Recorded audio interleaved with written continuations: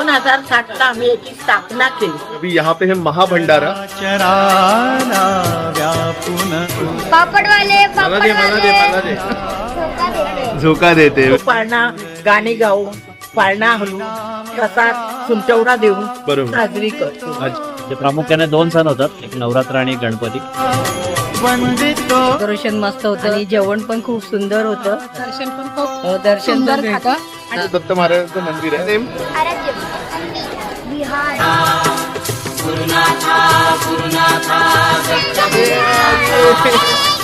महाराजांचा आशीर्वाद ह्या सगळ्या म्हाडा वाचण्यांवरती नेहमी असावा. मरेपर्यंत त्यांनी माझ्याकडनं सेवा करून घ्यावी ही माझी दत्त माऊलीला विनंती अगदी आग्रहाची आहे.